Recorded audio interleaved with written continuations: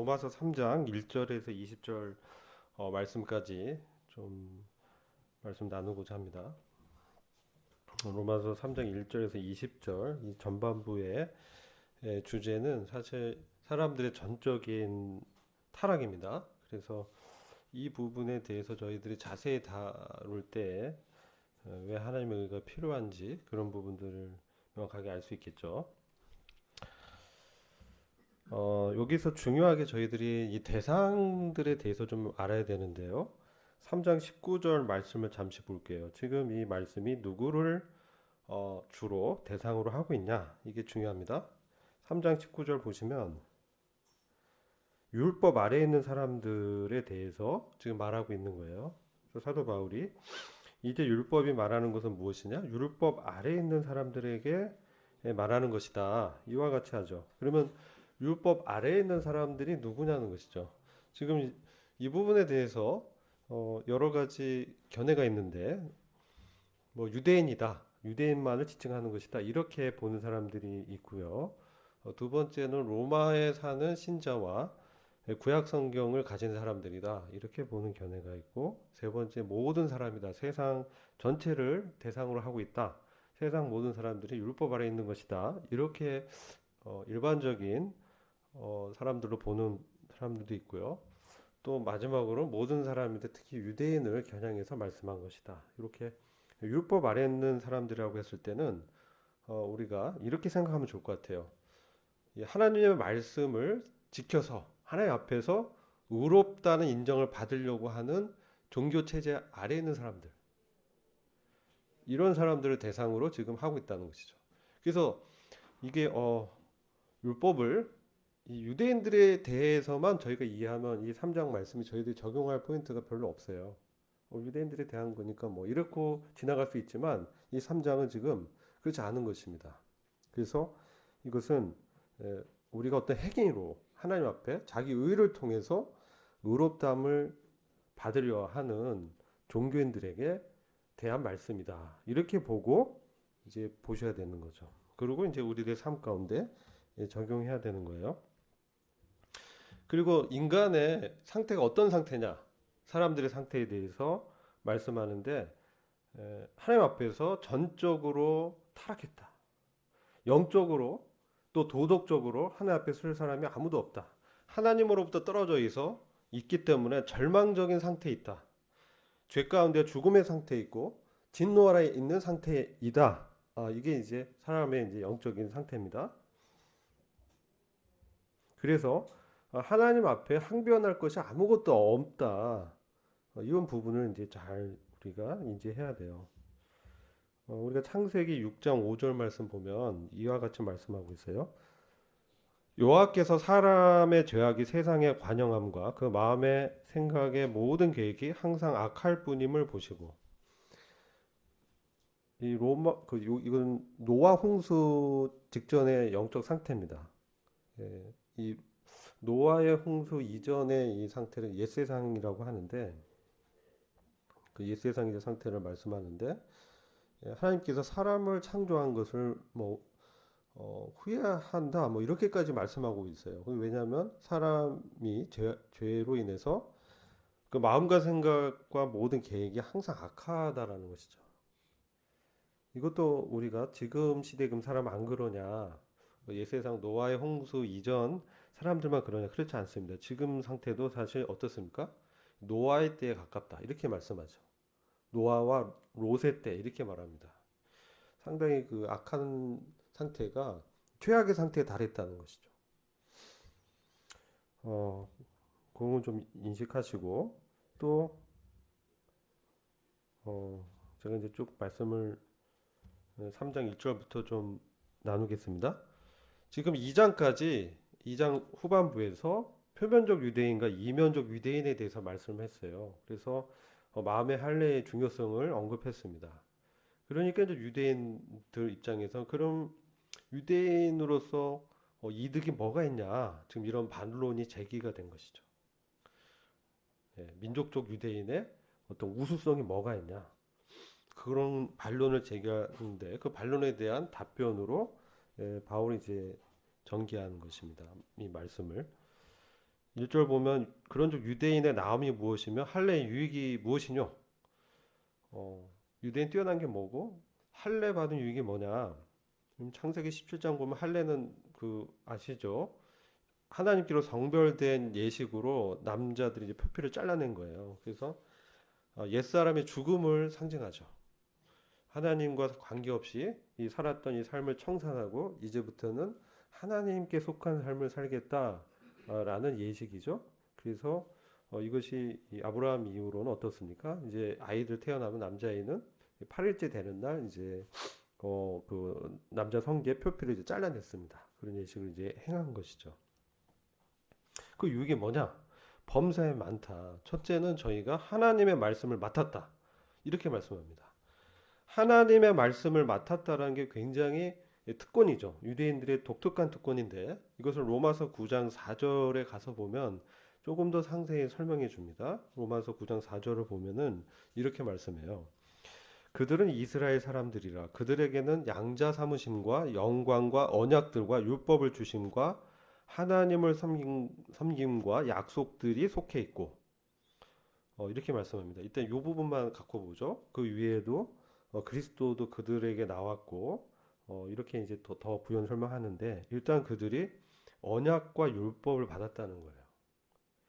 이게 굉장한 유대인들의 특권이죠. 굉장히 영광스러운 특권을 받은 거예요.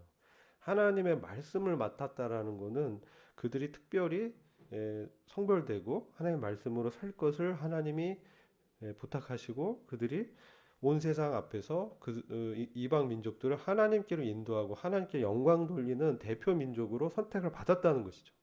근데 그들이 결론적으로는 나중에 실패하죠. 그렇지만 그들은 이런 특권 의식을 갖고 있었다는 거예요. 근데 문제는 뭐냐면 유대인들은 자기들이 갖고 있는 특권 의식, 선민 의식이 구원의 조건으로 생각한 거예요. 자기도 유대인으로 태어나고 할례로 행하고 하나님 말씀을 맡았고 율법을 외우고 이런 상태면 당연히 자기들은 구원 받았고 천국에 들어간다라고 확신한 것이죠. 근데 하나님 말씀 그렇지 않다는 거예요. 유대인이나 이방인들이나 하나님 앞에서는 똑같이 죄인이다. 그 점을 지금 바울이 논증하고 있는 것입니다. 여기서 좀 저희들이 생각해 볼 부분이 이스라엘 백성은 특별히 우리에게 이 체험적인 신앙에 대해서 말씀해 주죠. 우리가 신약은 뭡니까? 어떤 교리 부분이라든지 간단하게 설명된 부분을 구약에 가면 이거 스토리화해서 사람들의 삶을 통해서 이것을 보여주고 있어요. 로마서의 이 말씀을 보면은 그것을 이제 알 수 있는데 이 부분에 관해서 신명기 8장 2절과 3절 말씀을 가보면 그들의 광야에서 40년 동안의 방랑 생활을 하는 어떤 목적을 기록하고 있어요. 이들이 출애굽을 했죠. 이게 어떤 뜻이냐면은 구원 받았다는 거예요. 출애굽 자체가 고린도전서 10장을 보면은 그들이 홍해를 통과하면서 모세와 함께 침례를 받았다 이렇게 설명합니다. 그 얘기는 여러분 침례의 의미 중에 하나가 이 동일시의 의미가 있어요. 침례 받을 때 그가 이제 동일시된다 이런 의미가 있습니다. 여러 다른 그리스도 연합의 의미도 있는데 그리스도 연합도 뭡니까? 그리스도와 동일시된다 이렇게 표현되는 것이죠. 그래서 침례를 받을 때 모세와 동일시돼서 모세와 함께 출애굽을 한 거예요. 그래서 그들은 유월절을 지키고 무교절을 지키면서 출애굽하면서 하나님의 백성으로서 그들이 세상에서 탈출한 것이죠. 그들은 구원받은 거예요. 그들은 민족적으로 하나님의 백성인 거예요. 그래서 그들에게 이제 시내산에서 율법이 주어졌는데 그 이후에 이들의 삶을 보면은 가나안으로 들어가지 못하고 광야에서 40년을 헤매는 겁니다. 근데 왜 이렇게 헤매게 했느냐? 왜 방랑케 했느냐? 그 목적을 신명기 8장 2절과 3절 보면은 이와 같이 하나님 말씀합니다. 내 하나님 여호와께서 이 40년 동안 너로 광야의 길을 걷게 하신 것을 기억하라. 이것은 신명기가 이 모세가 죽기 전에 이스라엘 백성을 모아두고 증거한 말씀이에요. 그래서 모세의 어떤 유언적인 말씀인데 이 말씀 보면 왜 40년 동안 광야 생활을 이와 같이 뺑뺑이 시켰냐? 왜 이렇게 고생시켰냐? 이것은 이는 너를 낮추시며 너를 시험하사 내 마음이 어떠한지 그 명령을 지키는지 아니 지키는지 알려 하심이라. 이렇게 말씀해요. 너를 낮추시고 겸손케 한다는 거죠.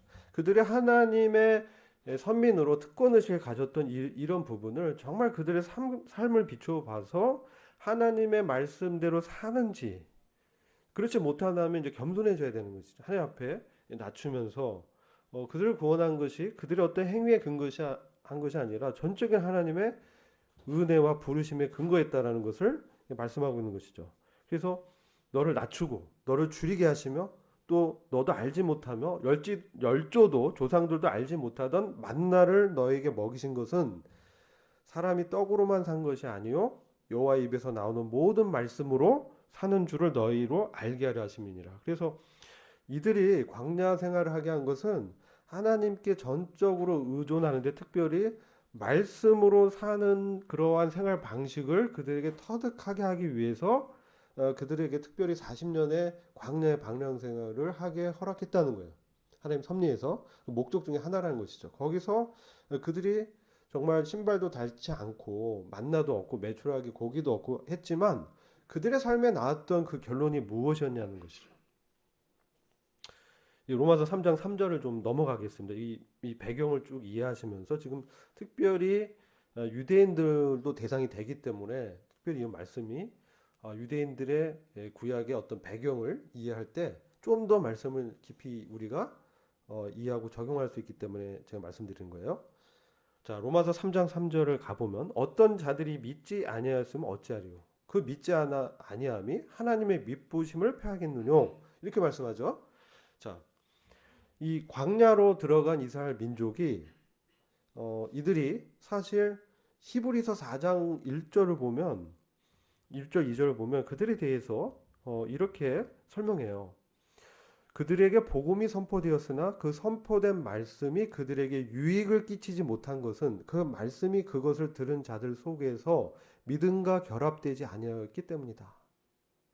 자, 이것을 오늘날에 우리에게도 적용할 수 있지만 유대인들, 특별히 그 광야에서 생활했던 이 사람들에 대해서 우리가 좀 조명해 보면 그들이 이 복음을 알았어요. 특별히 복음은 하나님에 대한 약속의 말씀이죠. 이렇게 봤을 때 굿뉴스라고 했을 때 그들에게 복음은 뭐겠습니까? 그들에게 가나안의 땅이 이제 주어졌고 이제 하나님을 믿음으로 통과해서 그들이 가나안 안식에 들어가는 그런 부분이 그들에겐 복음이 되겠죠. 근데 이런 복음이 선포됐는데 그 선포된 말씀이 그들에게 유익을 끼치지 못했어요. 여호수아 갈렙만이 정탐하고 돌아와서 긍정적인 보고를 하죠. 나머지 10명의 정탐꾼들은 부정적인 보고를 합니다. 우리가 가나안 땅에 가서 봤더니 다 먹을 것도 풍성하고 포도 알맹이도 엄청 크고 정말 젖과 꿀이 흐르는 땅은 맞는데 문제는 그곳 가운데 안악 자손이 있더라. 거대한 장대한 그 거인들이 있는데 우리가 어떻게 그들과 싸워서 정복할 수 있겠느냐? 우리는 그들에 비하면 메뚜기가 같더라. 이런 생각을 이제 보고를 하니까 대다수의 이스라엘 민족이 그때 막 그 말을 들으면서 얼마나 억장이 무너졌겠어요. 그렇게 고생을 하고 이렇게 나왔는데 이제 하나님의 약속을 믿고 여기까지 왔는데 이제 들어가서 우리를 그럼 전쟁 가운데 죽게 하려고 이렇게 하나님이 우리를 구원했느냐 막 이렇게 이 원망과 불평이 막 일어난 거예요. 그러니까 이제 여호수아 갈렙이 이제 자기들 보고를 이제 반대 보고를 하죠. 우리가 반대 그들은 우리 앞에서 하나님의 말씀대로 우리가 그들을 정복할 수 있다. 들어가서 정복하자. 하나님이 우리에게 주신 땅이다. 이렇게 믿음의 말을 하는 것이죠. 이게 그들에게 복음이 선포됐다는 거예요. 그들의 긍정적인 하나님의 약속에 근거한 말씀을 선포했는데도 불구하고 그들에게 유익이 되지 못했다는 거예요. 왜 그렇게 했어요? 그들이 그 증거된 보고의 말씀을 믿음으로 받지 않았기 때문에 그런 거예요. 믿음으로 반응하지 않았고 믿음으로 화합지 않았다. 믿음으로 결합지 않았다. 이렇게 말하는 거예요. 근데 이게 어떤 자들이 믿지 아니하였으면 어찌하리요. 이게 로마서 3장 3절로 돌아가서 연결해 보는 거예요.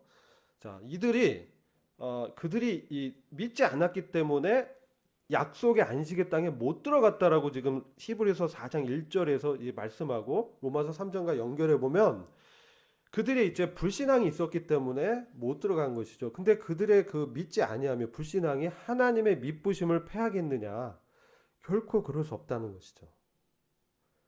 그들이 약속의 하나님을 의지하고 믿고 들어갔으면 당연히 가나안 땅을 주셨을 텐데 이 보여지는 환경과 인간의 어떤 생각, 경험, 이러한 계산 이런 걸 봤을 때 그들이 믿지 못했던 거예요. 믿음으로 그들을 하나님께 전적으로 의지하지 못했고 그때부터 이제 불평불만하면서 왜 우리를 여기 와서 죽게 하느냐까지 이제 하나님을 어떻게 보면은 믿지 못 모욕하는 그런 발언을 하게 되죠.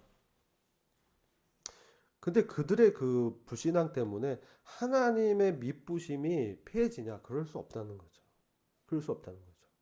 이게 유대의 이제 구약 성경을 로마서에서 연결해서 우리가 이해하는 하나의 해석 방법이에요. 자, 이거 봤으면 아까 신명기 이제 8장에 왜 이들에게 이제 광야 생활 이제부터 이때 사건 때문에 그들이 가나안에 못 들어가고요. 하나님께서 그들에게 이제 징계를 내리시는 거예요. 그들의 불신앙에 대해서 하나님에 대한 모독과 지금까지 구원해서 이끌어 오시고 해왔던 하나님의 놀라운 그런 구원의 능력을 그들이 폄하하고 마치 우상보다 못한 존재로 하나님을 바라보고 있는 이들의 상태에 대해서 하나님이 이 육신적인 상태를 하나님이 징계를 하고 이제 심판하는 거죠. 그래서 뺑뺑이로 40년을 뺑뺑이 생활을 하는데 그러면서 그들에게 하나님의 입에서 나오는 말씀으로 사는 방식을 깨우치기 위해서 그들에게 광야의 방랑 생활을 허락했다는 거예요. 이게 연결이 돼야 돼요. 이 로마서를 보시면서 이런 이해를 이제 여러분들이 좀 하면 좋겠다. 그래야 이제 좀 더 우리의 실생활에 더 적용할 수 있겠죠? 자, 좀 더 진행해 볼게요. 여러분들 고린도 전서 10장을 가보면 지금 뭐냐면 율법 아래에 있는 사람들, 즉 하나님의 그 율법과 말씀을 지켜서 의롭고 구원 받으려는 노력을 하는 사람들에 대해서 지금 이게 3장이 쓰여졌다고 말씀드렸잖아요. 그래서 이거는 유대인들도 해당하고 저희들도 해당할 수 있는 거예요. 저희들이 처음에 믿음으로 구원받고 세상에서 이제 출애굽해서 이제 하나님의 자녀로 됐잖아요. 근데 실생활에서 살아가면서 우리에게 때때로 어려움이 온다는 것이죠. 보이는 어떤 환경, 또 어려움, 사람들 이런 것에 맞닥뜨렸을 때 하나님은 우리에게 약속을 주셨잖아요. 우리를 불러서 하나님의 아들들로 양자 삼으셔서 하나님의 왕국에서 그리스도와 함께 공동 상속자로 누릴 복과 기업을 약속하셨잖아요. 이게 안식이에요. 히브리서 4장 1절에서 말한 안식, 우리의 기업이에요. 가나안은 기업입니다. 하나님 약속한 그 기업을 들어가서 취해야 되는데 지금 우리가 그것을 취하는 부분을 여전히 나의 어떤 인간적인 애씀과 노력과 나의 전투로 나의 어떤 전쟁 능력으로 어떤 나의 공력과 내공으로 해결하려고 했을 때 안 되는 것이죠. 우리가 막닿는 환경, 사람은 너무나 어마어마하고 내가 바꿀 수 없는 그래서 어쩌면 자포자기하고 이럴 것 같으면 내가 왜 이렇게 구원받았을까? 내가 왜 침례에 순종했을까? 막 이러면서 나의 신앙 생활 자체가 이제 흔들리고 때로는 그런 가운데서 어떻습니까? 침체에 빠지게 되고 습관적인 죄에 빠지게 되면서 이게 연결되어 있는 거예요. 하나님의 약속을 믿지 않는 상태가 돼버리면 마음이 딱딱해지면서 말씀을 들어도 내 상황에 지금 만나는 환경과 상황과 사람들로 인해서 내 마음이 딱딱해지니까 그 믿음으로 반응해서 나가지 못하고 돌파하지 못하고 주저앉아 버리면서 세상의 조리에 흘러 떨어지면서 그때부터 나한테 이제 육신이 막 나오는 것이죠. 원망과 불평과 왜 태어났니 막 이러면서 이런 지경에까지 이제 되는 거죠. 그럼 어떻게 됩니까? 여전히 신앙생활이 광야에서 뺑뺑 돌면서 그게 반복되는 거예요.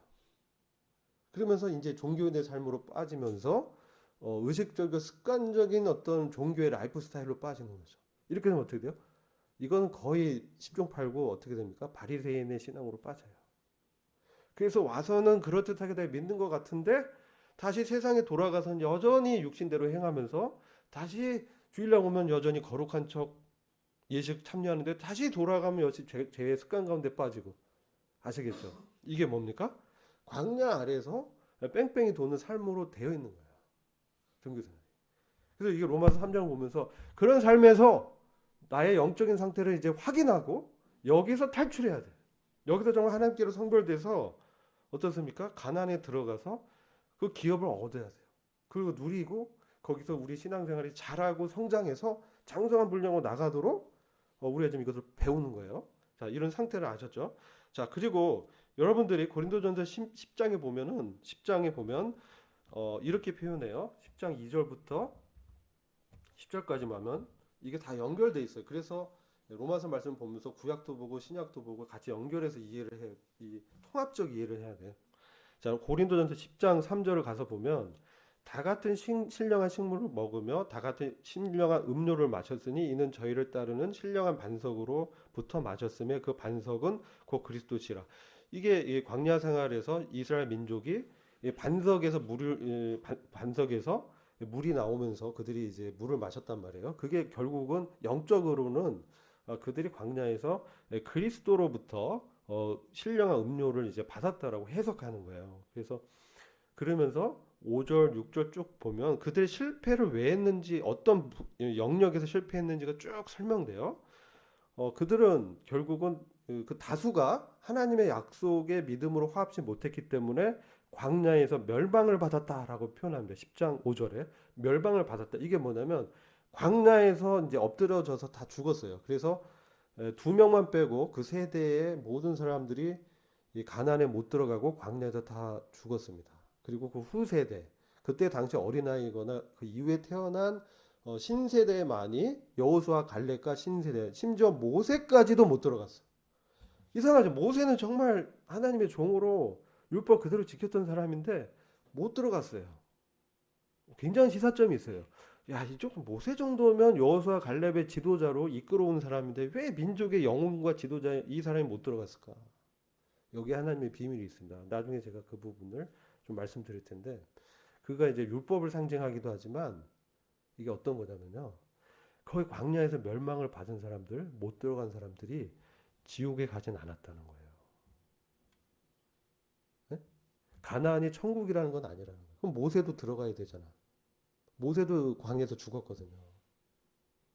이것은 뭐냐면 멸망받았다는 표현이 원어적으로 엎드러졌다 그런 뜻이에요. 엎드러졌어. 그들이 광야에서 다 엎드러졌어요.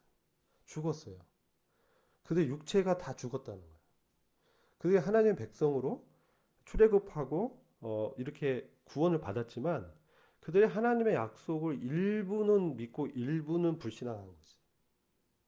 그죠? 그래서 요단강 못 건너가고 그 전에 다 죽은 거예요. 이들은 뭐냐면 우리식으로 하면 부끄러운 구원만 받은 그런 거가 유사하게 구약 성도를 그렇게 보셔야 돼요. 왜냐 민수기에 들어가면 이들에 대해서 하나님이 모세가 중보기도를 할 때 이들의 죄를 다 용서해 주겠다라고 했어요. 그런데 다만 그들은 가나안에 못 들어갈 것이다. 그게 나의 징계라는 것이죠.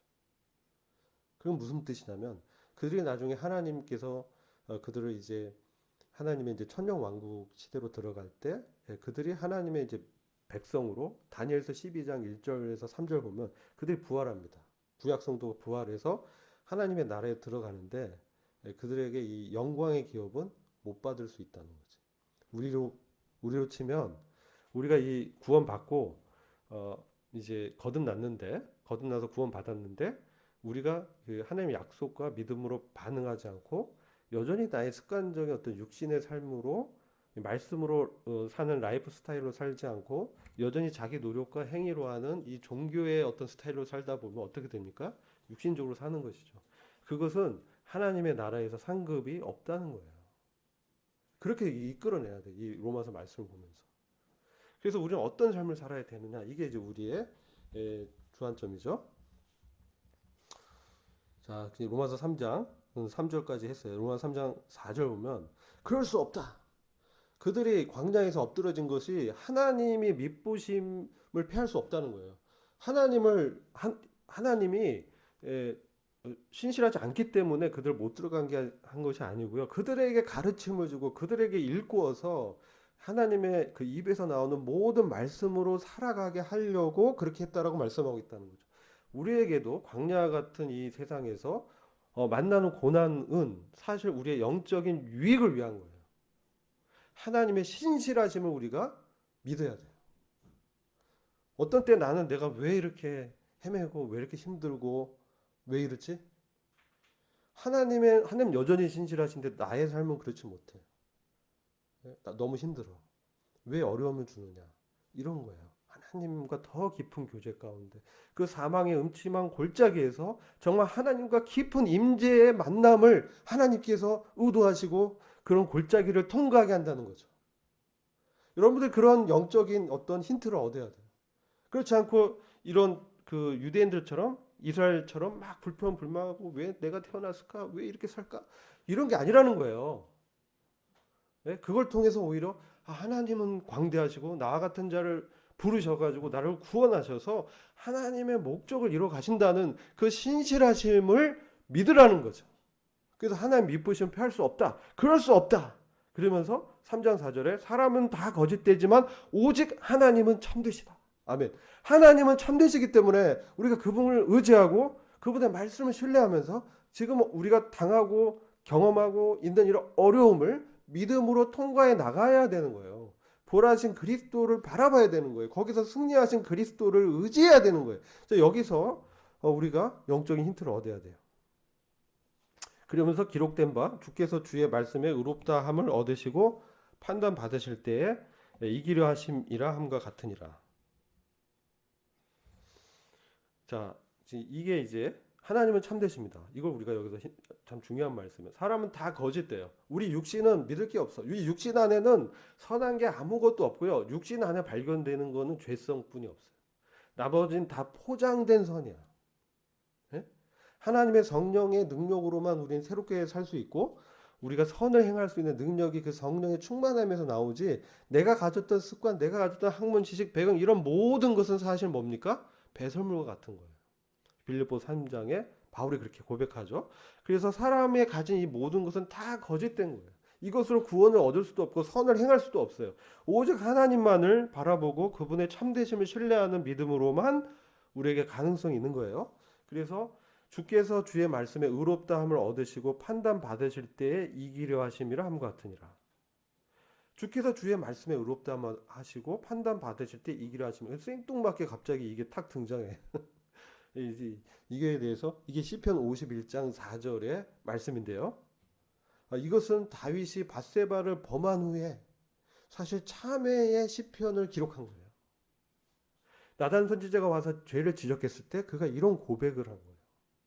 그러면서 이게 이제 세번역 성경을 보면 이렇게 시편 51장 4절에 보면 이렇게 말씀되어 있어요. 내가 주께만 범죄하고 주의 눈앞에서 이 악을 행하였사오니 밧세바를 범하고 충성된 우리아를 죽인 것이죠. 이로써 주께서 말씀하실 때에 의롭게 되시고 판단하실 때에 깨끗하시리이다. 주님의 판결은 옳고 주님의 심판은 정당합니다. 그가 주님 앞에서 사람은 다 거짓돼. 다윗이 얼마나 신실한 사람이었어요. 그런데도 불구하고 다윗이 이게 일생의 일대의 가장 큰 범죄를 한 것이죠. 살인죄를 저지르고 그렇죠. 충성된 부하를 정말 이건 진짜 일반 사람도 이런 차도 살인이라고 하죠. 남의 칼을 빌려서 자기 충성된 부하를 맞아 죽게 했어. 이런 것은 진짜 일반 범인도 계획살인이잖아요. 계획살인. 요즘 뉴스 보면 있잖아요. 아버지가 모자 3명을 계획살인하는 거. 사이코잖아요. 다윗이 그동안 이제 헷가닥 한 거야. 자기 육신에 사로잡혀서 그런 살인을 이제 의도한 거야. 근데 그렇게 하고 이제 한 1년간 숨어서 지냈는데 하나님이 그것을 회개 안 하니까 지적하는 거지. 그래서 그가 이제 고백한 게 주님은 의롭고 주님의 심판은 정당하다. 그가 왕이지만 그가 참 자기 부하의 아내를 취한 이 죄는 사실 이렇게 심판받아야 되는데 용서해 줍니다. 근데 단 그 아들은 죽이죠. 그리고 그 가게에 칼의 저주가 끊이지 않게 돼서 다윗의 그 아들들이 다 칼에 맞아서 그 압살롬의 반역 뭐 이렇게 보면은 참으로 말로가 그렇게 평탄하지 않아요. 다 이런 죄에서 징계가 이렇게 따른다는 것을 우리한테 교훈해 주죠. 그리고 로마서 3장 5절로 가면 그러나 우리의 불의가 하나님의 의를 드러나게 하면 무슨 말 하리요? 내가 사람의 말하는 대로 말하노니 진노를 내리시는 하나님이 불의하시냐? 우리가 이제 이런 얘기를 할 수 있겠죠. 어떤 드라마나 영화를 보면 뭐 권성징악 이런 스토리가 옛날에 많았잖아요. 악당이 있어, 악역. 그리고 주인공이 나와. 주인공 항상 의롭고 나중에 결국 승리해요. 그러면 이 악당은 뭡니까? 악역을 잘하면 잘할수록 이 주인공의 선함과 의로움이 더 이게 드러나죠. 그죠? 그렇게 보면 스토리가 짜여 있어. 그래서 악당 엄청나게 악역을 잘해요. 응? 근데 보세요. 이 악당이 이렇게 얘기하는 거죠. 야, 내가 너 주인공 의로움을 내가 드러내 줬잖아. 나도 역할한 거 아니야? 나도 의로운 거 아니야? 그렇게 항변한다는 거 지금. 우리 불의가 하나님의 의를 드러나게 하면 무슨 말 하리요? 나도 하나님의 의를 내가 드러냈잖아. 내 불의함이. 이 말도 안 되는 얘기죠. 예, 그 말도 안 된다. 진노를 내리시는 하나님이 불의하시냐? 그렇지 않다는 거예요. 사람들은 이렇게 생각할 수 있어. 바로도 마찬가지죠. 바로 이스라엘을 얽어매고 있던 그 애굽의 왕 바로도 악역을 감당한 거죠. 바로의 마음이 강팍하게 했지만 그가 그의 강팍함으로 하나님의 어떤 권능과 하나님의 어떤 심판이 그 애굽 전역에 내려졌잖아요. 그 하나님의 그런 의로움이 있는데 이 바로가 그러면 그 하나님의 의로움을 더 드러내게 했다고 바로가 그러면 선한 왕이에요? 인정받겠어요? 아니라는 거죠. 하나님의 주권이라는 것입니다. 결코 그렇지 않다. 만일 그러하면 하나님께서 어찌 세상을 심판하겠느냐? 하나님은 세상을 심판할 수 있는 의로움과 거룩하심이 충만하신 분이고 그분은 주권자시다. 그래서 하나님의 의를 드러낼 때 하나님의 주권이 항상 같이 이제 따르죠. 로마서의 대주제는 하나님의 의로움이에요. 근데 그것은 하나님의 주권과 함께 간다. 이것을 우리가 좀 인지하고 계속 읽어나가면 좋을 것 같아요. 로마서 3장 7절. 그러나 나의 거짓말로 하나님의 참되심이 더 풍성하여 그의 영광이 되었으면 어찌 나도 죄인처럼 심판을 받으리요. 계속 이런 어떤 반론을 이제 제기하는 거예요. 사도 바울에게. 예? 그러면 선을 이루기 위하여 악을 행하자 하지 않겠느냐. 어떤 이들이 이렇게 비방하여 우리가 이런 말을 한다고 하니 저희가 정죄받는 것이 옳으니라. 이 어떤 그 바울의 그 은혜의 복음 또 하나님의 참되심에 대한 그런 논고로 유대인들의 어떤 반론들을 지금 이렇게 바울이 말씀으로 답변을 하고 있는 부분입니다. 내가 거짓말해서 하나님이 이제 오히려 참되심이 더 풍성하게 나타나면 그게 부분께 영광이 돌려지면 내가 왜 죄인처럼 심판을 받아야 되냐. 뭐 이런 또 항변하는 사람이 있었어요. 또는 그러면 더 선을 이루기 위해서 악을 행하자 하지 않겠느냐. 이거는 잘못됐다. 그들은 정죄 받아야 된다라고 말을 하는 것이죠. 그러면서 바울이 정말 하고 싶은 말을 이제 하는 거예요. 지금까지 이제 논쟁을 하다가 서로 주거니 받거니 하다가 그러면 어떠하뇨? 9절에서 우리는 나오뇨? 결코 아니라. 그러면서 유태인이나 헬라인이나 다 죄 아래 있고 있다고 우리가 이미 선언하였다라고 하는 거예요. 유대인들이 우리 유대인 처음에 일절 보면 유대인으로서 우리 이점이 있지 않냐. 유대 민족으로 태어났는데 뭔가 좀 플러스로 쳐줘야 되는 거 아니야? 지금 이런 항변을 한 거예요. 야, 그래도 우리가 유대인이고 아브라함의 후손이고 할례도 행하고 이와 같이 율법도 갖고 있고 그리스도도 우리에게도 나왔는데 우리가 뭔가 있는 거 아니야? 그러니까 뭐라고 해요? 됐고 다 입 닥쳐. 다 썰어. 유대인이나 헬라인이나 다 죄 아래 있어. 이렇게 말하는 거예요. 우리가 그렇다고 이미 선언했다. 이게 어떤 말이에요? 유대인들이 그렇게 율법을 갖고 있지만 죄의 본성 아래서 죄의 종로를 할 수 있다는 것이죠. 그래서 기록된 바 의인은 없나니 하나도 없고 깨닫는 자도 없고 하나님을 찾는 자도 없고 다 치우쳐 한 가지로 무익하게 되고 선을 행하는 자는 없나니 하나도 없도다. 자, 이 말씀을 우리가 잘 이해하죠. 이걸 다시 설명할 필요는 없을 것 같아요. 의인은 정말 아무도 없다. 하나님 앞에서 의인이라고 부를 수 있는 사람은 아무도 없다. 오직 한 분 예수님 외에는 이 구약 성경의 기록에서는 이제 의인은 없었어. 하나도 없었기 때문에 드디어 예수님이 등장하는 거죠. 하나님의 의가 필요한 것이죠. 자, 깨닫는 자도 없어. 하나님의 뜻을 이해하는 자도 없다는 거예요. 먼저 하나님의 뜻을 이해하려고 했던 사람도 없고 찾는 자라고 없고 다 한 가지로 무익하게 됐다. 다 하나님 앞에서 쓸모없는 존재라는 거예요. 그래서 선을 행하는 자도 없나니 하나도 없다. 선은 뭘 했어요? 하나님의 구원의 역사에 동참하는 거. 하나님 계속해서 하나님의 구원의 역사에 유익한 그런 동역을 하는 사람은 없다. 하나도 없었다. 그러면서 그들의 죄를 쫙 열거하죠.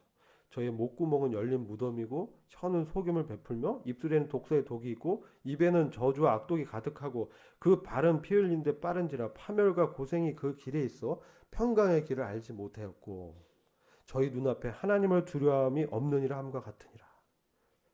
자, 이 모든 이 그 육체의 장기가 다 뭡니까? 죄를 지으는데 익숙해 있다는 것이죠. 눈이라든지 눈 뭡니까? 눈 뭐 항상 그 죄를 어떻게 짓는지 찾아본다는 거지. 혀, 뭐 입술, 뭐 이런 모든 거.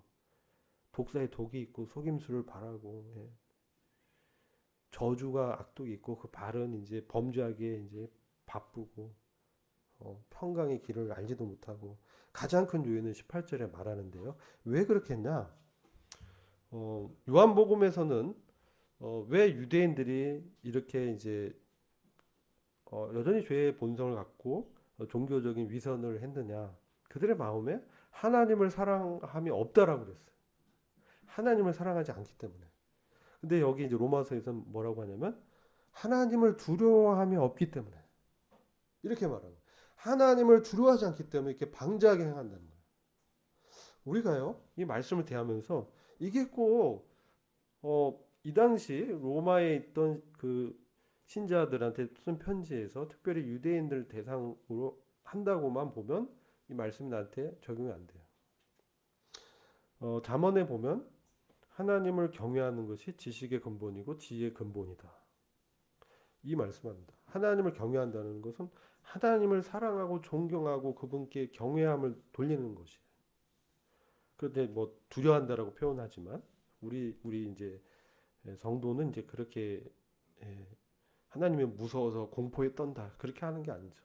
하나님의 그 큰 능력, 하나님의 구원, 하나님의 사랑, 하나님의 은혜, 하나님의 놀라운 그러한 그 우리를 향하신 그러한 돌보심 이런 것들을 봤을 때 우리가 그분 앞에서 그분께 마땅히 그분을 높이고 경배를 드리고 그분의 말씀을 존중하고 그게 경외하는 거잖아요. 그리고 다른 표현으로 이제 하나님을 두려워한다 이렇게 이제 표현을 합니다. 근데요, 우리가 구원을 받은 다음에 은혜 하나님에 대해서 익숙한데 두려운 하나님 이 말은 심판하신다는 거예요. 하나님은 심판하시는 분이에요. 왜 심판하시냐? 그분이 주권자이기 때문에, 그분이 창조자이기 때문에 우리를 심판하실 수 있는 자격이 충분하시다. 그래서 이러한 경외함이 그들에게 없기 때문에 방자하게 행했다는 거예요. 그 마음 가운데 하나님을 사랑하는 게 없었고 하나님을 경외하는 게 없었어요. 우리 신앙생활도 왜 우리가 무법주의자처럼 구원 받았을 때 뜨거웠는데 그 후에 삶 가운데 어려움이 오거나 내가 낙망하거나 했을 때 죄 가운데 빠지거나 죄의 습관에서 벗어나지 못하고 종교인 척하는 이런 삶을 사는가? 그 중에 하나 가장 큰 요인은 뭐 어떤 분들은 그런 사람은 아예 구원받지 않았어. 구원을 의심해봐. 이렇게 이제 보는 분들도 있습니다. 그러나 그것도 하나의 원인이 될 수 있겠지만 가장 근본적으로 하나님의 관계에서 문제가 있다. 구원하신 하나님 앞에 정말 두렵고 떨림으로 나의 구원을 이루어 가라는 이 바울의 권면을 이제 우리가 좀 기억해야 되겠죠. 그리고 잠언 16장 6절 보시면 긍휼과 진리는 죄를 속하지만 여호와를 두려워함으로 악에서 떠난다. 이 성별된 거룩한 삶을 유지하는 하기 위해선 그분의 은혜와 그분의 긍휼하심을 입는 것도 중요하지만 플러스 뭐까지 나가야 돼? 여호와를 경외함까지 나가야 돼요. 여호와를 두려워해야 돼요. 그분 심판자세요. 그분은 우리의 그 행한 대로 분명히 심판하실 거예요. 우리의 동기를 다 아시는 분이에요. 그분 앞에서 그 말씀 앞에서 우리를 스크리닝 해봐야 돼요. 날마다 우리를 점검해보고 우리가 떡과 잔을 뗄 때 모여서 내가 그리스도에 연합된 삶을 살지 못했으면 죄를 자백해야 돼. 시인해야 돼요. 그리고 떡과 잔을 이제 대하라고 말씀하잖아요. 이게 하나님의 주권을 인정하는 신앙의 라이프 스타일이 매우 중요합니다. 그래야만 우리가 경건하게 주님을 사랑하고 두려워하면서 우리 성별된 삶을 살 수 있어요. 3장 19절 우리가 알거니와 무릇 율법이 말하는 바는 율법 아래에 있는 자들에게 말하는 것이니 이는 모든 입을 막고 온 세상으로 하여금 하나님의 심판 아래 있게 하려 함이니라. 아까 이제 말씀했죠. 율법이 말하는 것처럼 율법이 하나님의 말씀이 구약 성경이 또 지금 우리 신약 성도에게는 신약 성경까지 합쳐서 율법이 지적하는 거는 광의의 율법은 말씀이잖아요. 율법 아래에 있는 자들, 즉 성령으로 살지 못하고 종교적인 노력과 애씀, 자기 의로 하나님 앞에 의로움을 인정받으려고 하는 자들이 이렇게 말하는 거죠. 그들은 자기의 행위를 의지하고요. 남을 비판하고 판단하죠. 그런데 여전히 자기가 그 죄를 져요. 근데 그것을 비판해요. 내로남불이라고 그때 말씀드렸죠. 이런 삶을 산 사람들에게 뭐예요? 모든 입을 막아라. 입 닥쳐라.